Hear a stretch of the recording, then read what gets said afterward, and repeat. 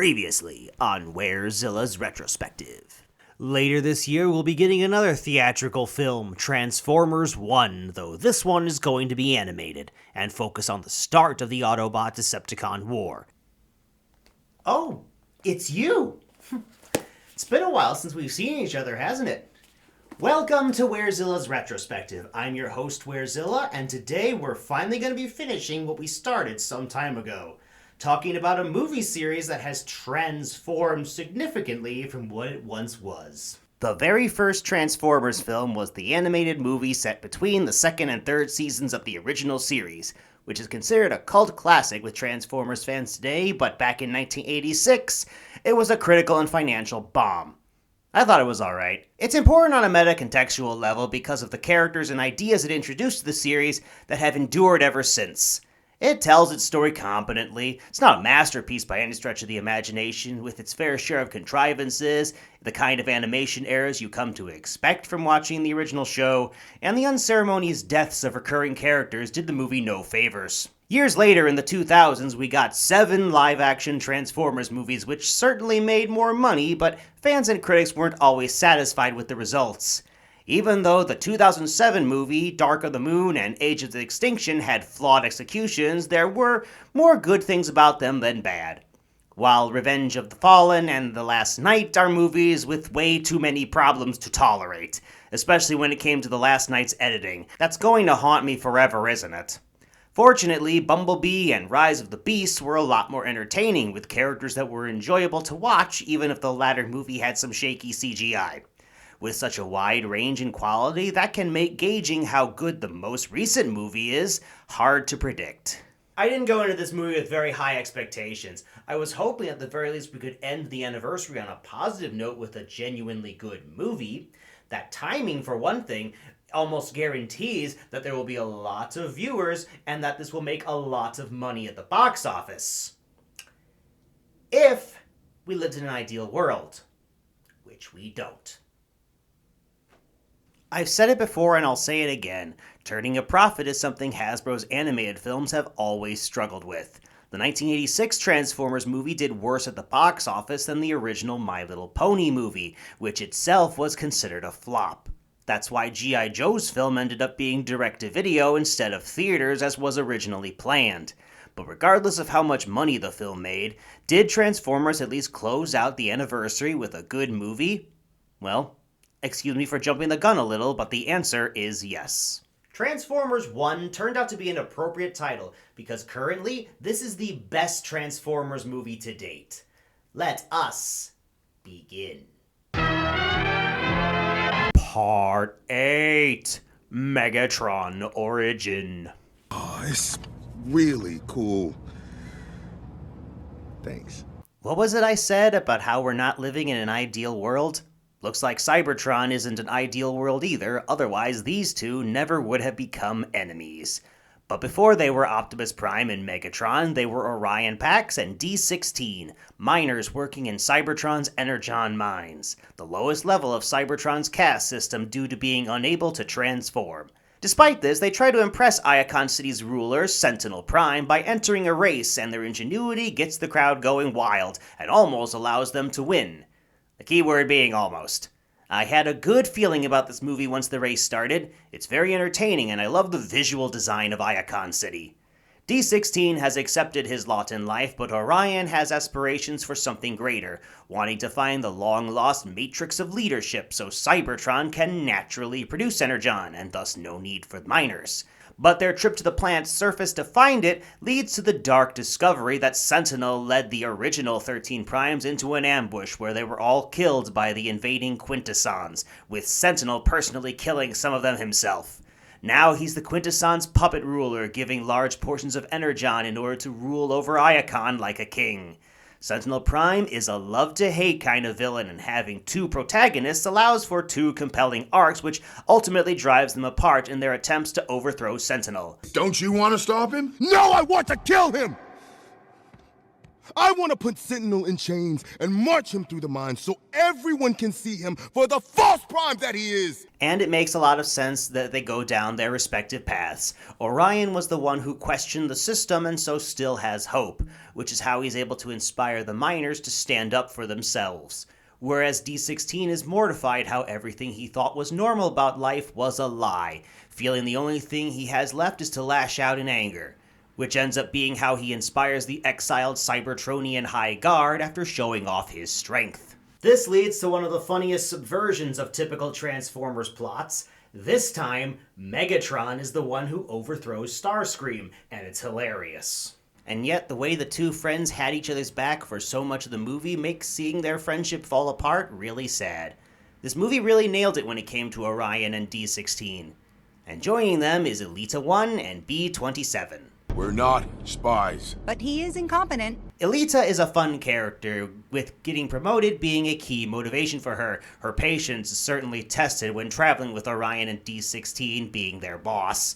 Or should I say former boss, since she was fired from her position because Orion and D16 stayed behind during a cave-in to save someone who was left behind. So of course, Elita is all for bringing down Sentinel's corrupt system. She's also involved in a minor gag involving her interactions with Shockwave, how she's able to intimidate him, which I'm guessing was inspired by a long-running joke fans have made over the years, one accusing the original Shockwave of being sexist. Female Autobots. I thought they were extinct. Indeed, this movie may have ended up creating a new meme for the character Darkwing over here, as these days people have started telling jokes about how much he hates children. Miners! By the way, I'm really glad Transformers tends to fly under the radar of the anti-woke brigade on YouTube. If they're willing to flip out at movie trailers where Princess Peach wears something other than a dress or begins with Superman falling face first into the snow, you better believe Elita 1 punching Shockwave would give them a heart attack.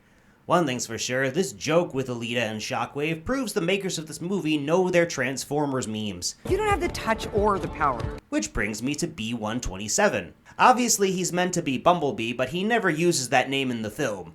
That's not to say he isn't workshopping a few other name ideas. The one I'm floating right now is Badassatron, which is actually pronounced Badassatron. He's trying to sound cool, but he's such a dork and I love it. Of course, he's been isolated for so long, B127 has gone more than a little crazy, creating trash companions to talk to, one of whom is named Steve, the fan nickname given to the Vehicons from Transformers Prime. In fact, Sentinel's foot soldiers look just like Vehicons. The name B127 comes from the live-action movies, Bumblebee's solo film specifically, which means I should probably address something. Transformers 1, despite being a theatrically released film, is in no way connected to the live-action movies. You might spot some familiar concepts from the movies, like the name B127, but they are not related. In fact, they flipped the script on the whole mute Bumblebee thing the live-action movies had by making B127 a huge chatterbox in this movie. Why is he gagged? He wouldn't stop talking. Even when he was unconscious? Especially when he was unconscious. Now it's time to talk about the movie's villain, who I have brought up plenty of times already. Sentinel Prime has had a very interesting path as a character. In the earliest days of the franchise, he was simply Optimus Prime's predecessor with a vaguely defined personality. Transformers Animated made him Optimus's peer and a massive jerk, who would have become an antagonist in the show's 4th season had Animated not been cancelled during its 3rd. And so the first time we saw Sentinel Prime as a villain was in Dark of the Moon, and I bet a lot of you were thinking about that when you saw this film. I know I was. You may remember in Dark of the Moon, he wanted to save his planet and was willing to sacrifice Earth and even the Autobots to achieve this goal. Then was mercilessly gunned down by Optimus at the end of the movie, which, yeah, that's something Orion tries to stop D16 from doing here in Transformers 1, which just goes to show how much better the makers of this movie understand Optimus's character. And hey, you want to know an interesting fact? Sentinel Prime, despite taking the transformation cogs from a whole generation of Cybertronians, never transforms at any point in this movie. But of course, Sentinel Prime is such a hateable villain, you kinda wanna see him get what's coming to him. He pretends to be a noble, larger-than-life figure, but in reality he's a self-absorbed tyrant. He sold out his own people for power, and his smug attitude makes it all the more satisfying during the film's third act when D16 refuses to bow. It's all about himself when it comes to Sentinel, which actually brings up an interesting point I noticed about this movie's title. I said it was indicative of the movie's quality earlier, but really the word one has a lot of meanings for this film. For Sentinel, it's because he only cares about himself, number one. Orion unites the miners, showing how they can work together as one, while D16 becomes the leader of the High Guard by defeating Starscream in combat, embodying their philosophy of strength of one over the whole. I think it's telling that of the original 13 Primes, the one D16 looked up to the most was Megatronus Prime, who is stated to have been the strongest one of them all. That name no doubt sounds familiar because most versions of this character become the Fallen, but in Transformers 1, that never happens. If anyone deserves to be called the Fallen in this continuity, it's Sentinel. But a movie needs more than just a good title and characters. It needs good voice acting, enthralling visuals, and a well-paced plot. Fortunately, Transformers 1 delivers on these things. The story of this movie is a familiar one to Transformers fans, as it's hardly the first time we've seen a young Optimus Prime and Megatron try to reform their planet's corrupt caste system, only for their differing ideologies to put them on opposite sides of a war. That's been a recurring backstory for more than 10 years now. The way Transformers 1 tells it is a bit more basic than some. It's certainly not as fleshed out as something like IDW's versions of events, and I can spot at least one gap in logic in this movie. When our heroes capture Arachnid and show her memories of Sentinel dealing with the Quintessons in order to expose him, the footage shown isn't strictly speaking from Arachnid's perspective, but rather it's footage from earlier in the movie. It's like in Spaceballs when they watch their own movie, or when Star Trek 3 also did something similar. Now, I don't want to give the impression this is the dumbed-down version of this backstory for Optimus and Megatron. Far from it. Maybe the teaser trailer gave you reason to be concerned, but this movie is a lot more mature than that. It still deals in social inequality and how conflict arises when people with the same goals try to resolve it in different ways. The cast is full of familiar voices, including some MCU alumni. First up is Chris Hemsworth, the mighty Thor, who plays Orion Pax. He has his share of comedic moments. We roll out. What? Louder. Transform and roll out! But I was shocked at how I was able to take him seriously throughout the film.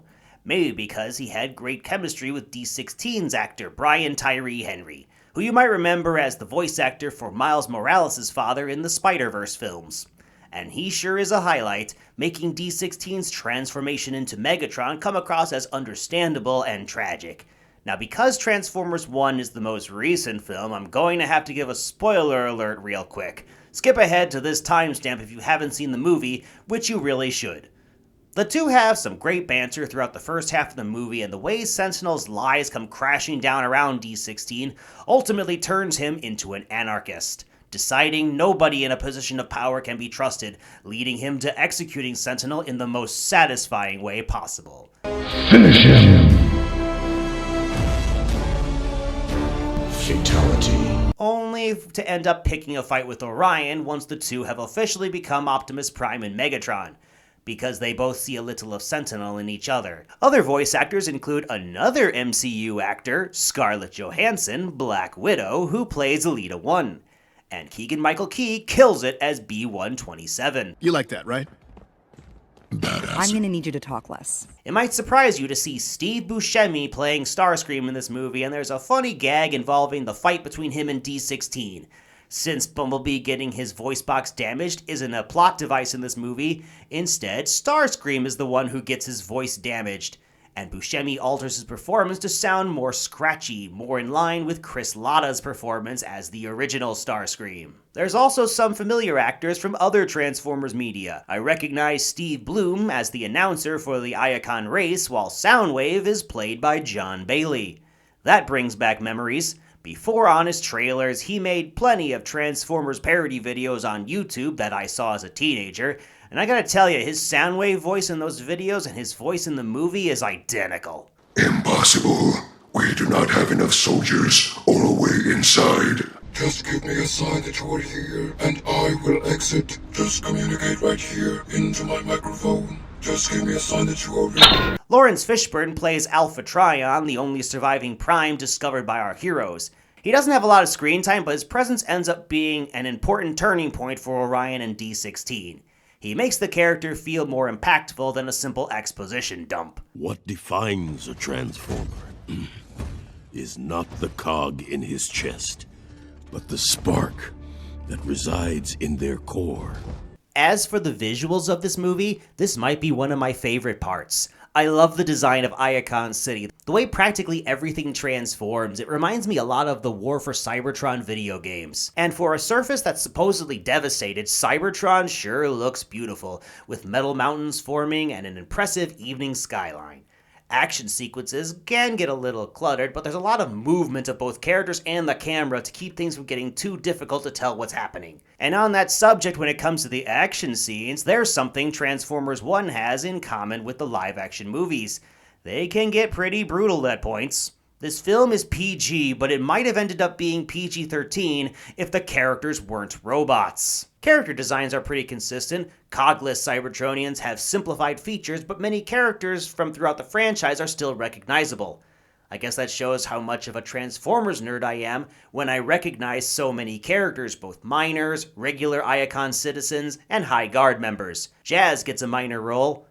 Minor, but he's far from the only person I recognize. The moment I saw Arachnid, I figured, oh, well, if you work for Sentinel Prime, that must mean he's the villain of this movie. When watching this movie, I'm just like B-127 in this scene. Look, that's Starscream, and you're Shockwave, and Soundwave.